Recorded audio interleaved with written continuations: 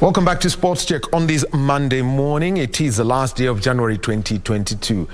My name is Daniel Wahome. Our sign language interpreter at this hour is Ann Wangeshi. We shall be getting into a conversation about securing the careers of African footballers. And the story also that we are keeping up on from the sporting front is that the independent electoral panel that has been set up by the Cricket Kenya Normalizing Committee will be making an announcement today about their role and how the elections slated for the 26th of February 2022 will be conducted, the regulations, the people who qualify, and the counties or members of Cricket Kenya who qualify to participate in the election. Fred Moki is our reporter. He's at the National Stadium. Once the panel is ready, he's going to give us insight into that.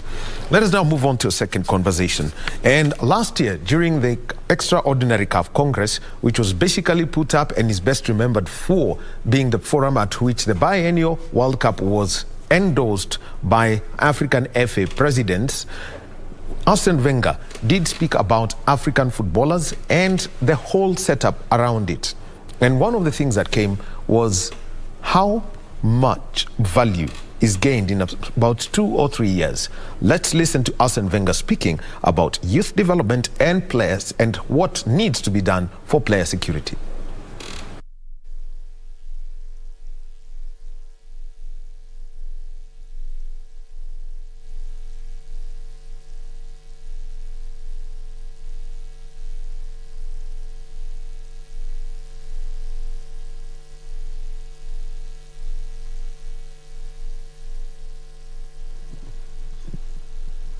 Now it should be better, yes. Yeah. Good morning, everybody. As Patrice said, I'm with Stephen Martins, who is head of technical department at FIFA. I'm head of football development, world football development, and that's why we are here today. I must say, personally, my life is linked with a long love story with Africa. And looking back at my career, it has been successful, basically, always with cooperating with African players through my whole career.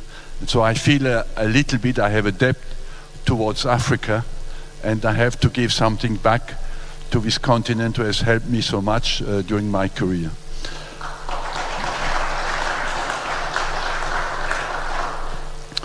We, as head of football development, I thought first, what can I do?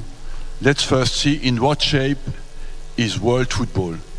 And we made a long inquiry to see how can we help every single country, what is missing in every single country.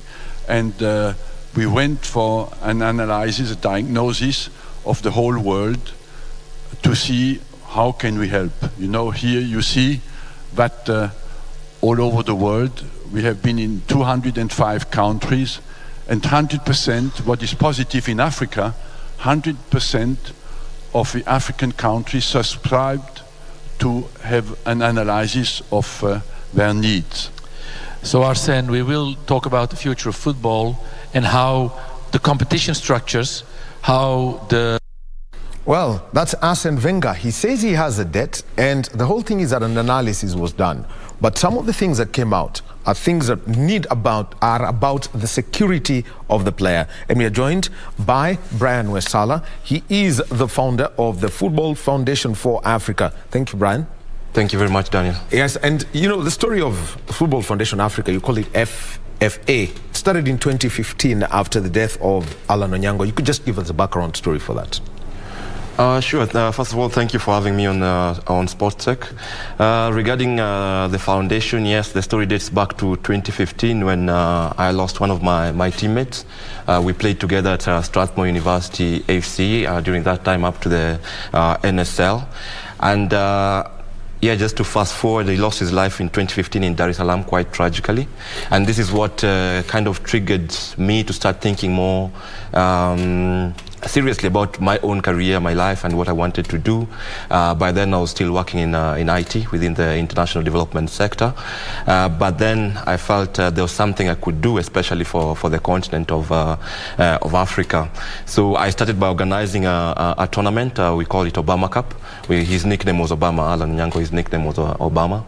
And from the reception I received in organizing this tournament, because starting from the second edition, I started to think it tackling unemployment through sports, because of something I did observed in football during my playing careers, and also afterwards.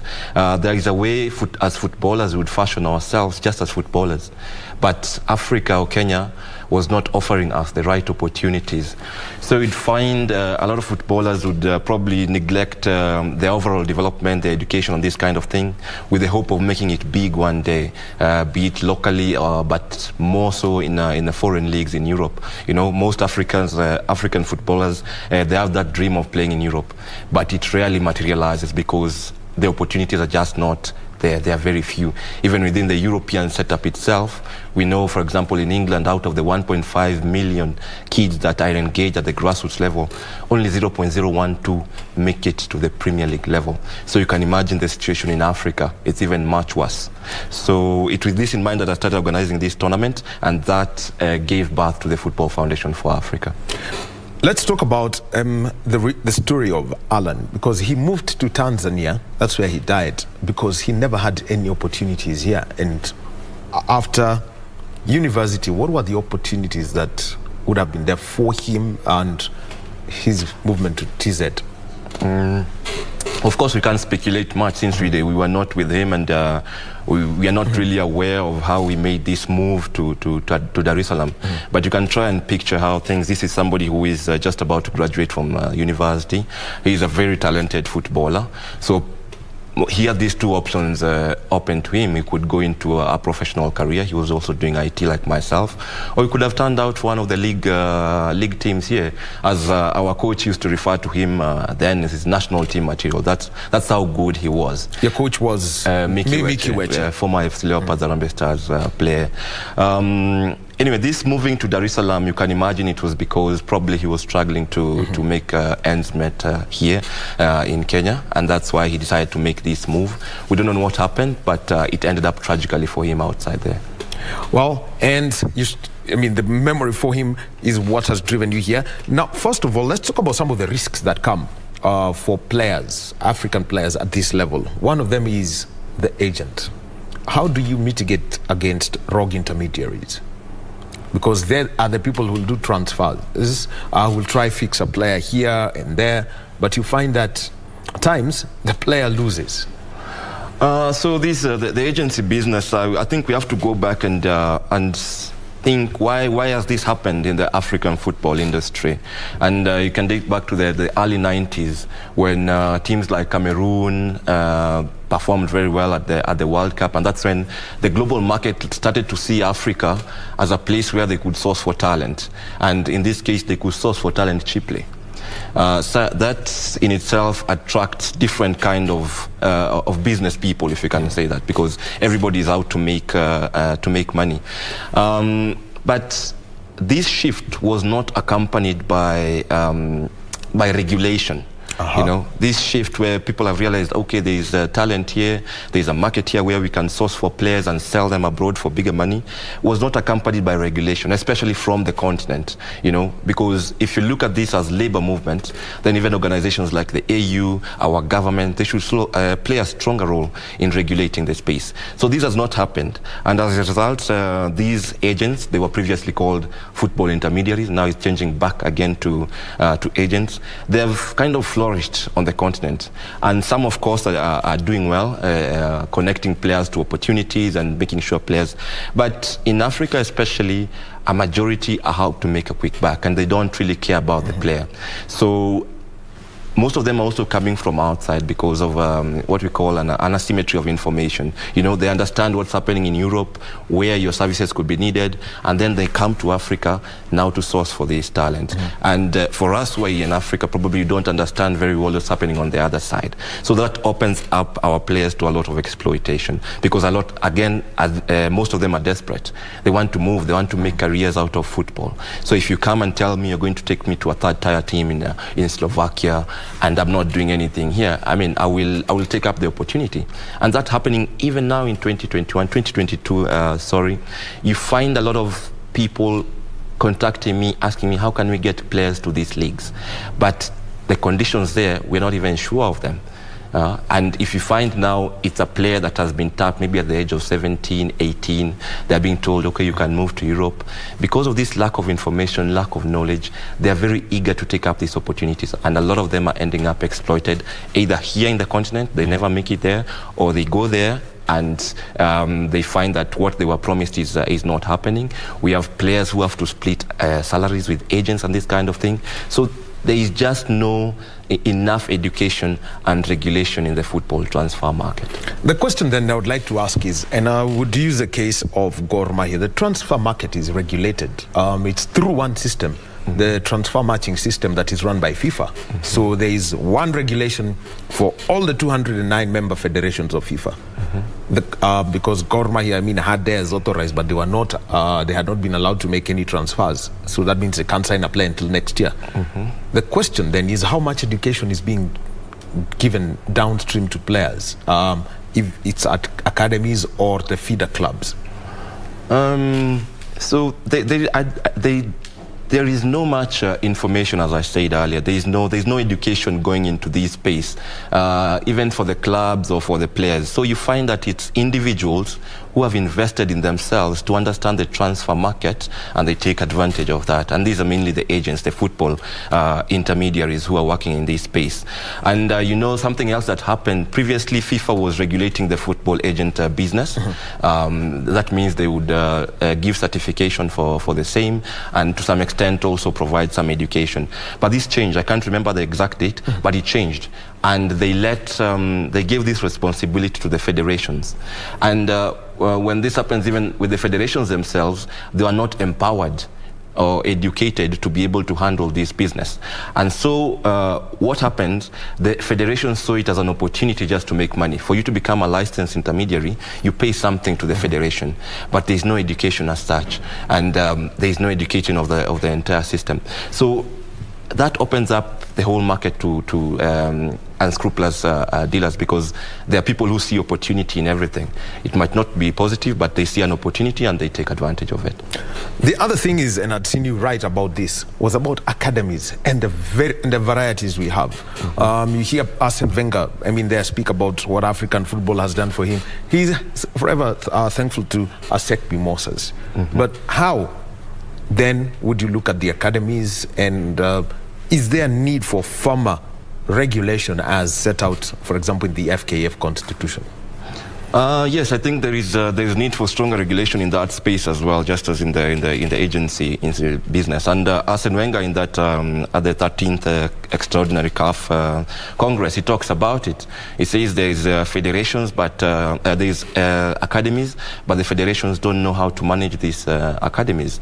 So again, academies is another space where we have opened up football to private investors, and these can take, they usually say it takes like four shapes. We have the private academies that are set up by individuals, ad hoc. Here in Kenya, you see a lot of ad hoc academies. We have those that are being set up by clubs, so these Euro-Africa relationships. And then we have special programs like what we had with the Aspire Academy, where they set up academy and they set up this program to come and harvest talent, more or less, and ship it out, with the plan of selling it further when it has value. So there is definitely need for us to regulate this space better, because this is a platform where a lot of our young people are being engaged, but we don't know what kind of education is going there. From the football education to education for life. If I am putting together 50 kids in an academy, chances are that only one will make it out of that academy and play professional football. Yes. What are you doing with the other 49? Are you giving them a conducive environment for them to continue to develop as people? Are you educating them so that they can take up opportunities not only in the sport but also outside? So these are the kind of things that even through the Football Foundation for Africa, I'm trying to bring attention to. Let's bring more holistic education to these football academies. Let's see how we can support them, because the other measure we can take is to try and kind of punitive, like let's shut down these academies and make sure. But you can't do that, since you find that also there's a lot of people of goodwill who are putting together their resources, putting together these kids and trying to train them in football. So they need support. What they need is support and not just strong regulation. You've mentioned about the Aspire Academy, and there have been conversations around it. Is that model that being funded by Qatar through Aspire? I think there's one on center in Senegal, and there's the other one in Qatar. Is it taking away the flavor of African football? I mean, the rhythm, and we are beginning to look more European structure, so much concentration on methods and trying to stay within a particular pattern with very little room for flair. Yeah, I think the programs like Aspire, for me, they were very experimental, if I can say this. You know, you get into a continent, and you have this person who spotted Messi, and you're out to get the next Messi or Ronaldo in Africa. So you have these very expansive program to bring talent, organize tournaments, and this kind of thing, and look at what am I going to find out of all this. So if you've read the Away Game by Sebastian Adbot, he really describes what happened to the Aspire Academy. Very few of those kids actually made it to the top. It's true. Despite a lot of heavy investment by the Qataris. And that's why I think the program has not scaled as probably they thought it would. So you see, this is they're taking a very business approach to this thing, and which for me is unfortunate. I think we should try and taper the commercialized nature of football with a bit of social development, because you're basically taking these kids out of the environment and nature used to, and with the guise of giving them better opportunities. But most of those kids went back and all that. When you talk about flair and losing the African style of football, you know, now you have to be packaged for the global market. You know, it doesn't matter how creative or how. Now you have been one size fits all. One size fits all. You are central defensive midfielder, and you train for that because that's what we want to sell. And you see, Africans, for example, we are mostly in certain positions. You'll find strikers, central defensive midfielders, and out on the wing because of speed and strength. It's only now that we are seeing the likes of Mendy now at the AFCON, who's managed to make a breakthrough in the goalkeeping sector. So this kind of thing I mean, we've had others, Carlos Kameni, we also have Andre Onana. Yeah, but not that many. For example, in the playmaking role, we had like the likes of JJ Okocha. You know, for example, like our own Victor Wanyama. He was a very creative player. I happened to play against him while he was here. But he seemed to have lost some of that during his time in Europe because he was fashioned into this defensive midfielder, losing a bit of flair. So that has happened to a lot of African players with these commercialized nature of sports football development. You mentioned about Aspire, trying to turn somebody into a high value. Staying at that CAF Congress, Wenger spoke about some very unusual numbers. The average transfer fee for a player coming from Africa, but leaving Africa going to Europe, is about 300,000 euros. But what shocked him was the next transfer. It was 3 million euros, 10 times the value. What exactly happens? Or are we having a scenario or similar to what we have with soda ash or coffee and tea? Yeah, I think it's the same scenario, really. Africa is that place where you get raw material, take it outside, add value for 2 to 3 years, and then sell it now to the global market. So you see, for example, these a transfer, for example, from Senegal to Belgium, because that's what they're doing now. You know, you have an academy in Africa, then you have this club in Europe, not in the biggest leagues, but in this Belgium, probably which other countries? Sweden, Norway. You see, that transfer value there, because in Africa it's easy to come and tell someone I'll give you 3,000 euro, 300,000 euro, and they will quickly accept this money, not knowing the kind of the value that can be ascribed to this player. So they move them across to a country like Belgium, where they play for 2 years. And now when they sell them on, that's where the real money is. That's where the big money is. Of course, FIFA have tried very well to work out these compensation and solidarity payment mechanism, but I still think more should be done in terms of dictating how much gets back to the continent. Because the other challenge is, usually these players move at a very young age, at 18. So their value is not yet that high. So it's an issue of time. By the time they get to their prime, they have already been playing in Europe, and that's where the big money is. But if we look at this calculation, we put a bit more thought into it, then we can start to demand for more, or to ask for more to come back into the continent, and not into private hands, which is also the other challenge now we have. Because a lot of this money that is in the transfer business is ending up in private hands. Probably not even in Africa, because it's somebody who has come from outside and set up an academy and has a club there. So you can see it doesn't support the development of football on the continent. Well, Brian Wesaala, he's explained it very well. Brian, thank you very much for your time this morning, telling us, you know, about it securing the African player and the risks that must be mitigated through the academy system, the intermediaries, and also identifying the true value of a player. We shall be taking a short break, and when we get back, let's talk about the state of the game of tennis in Kenya. They released their annual report, and Tennis Kenya President James Kenani is going to be joining us shortly.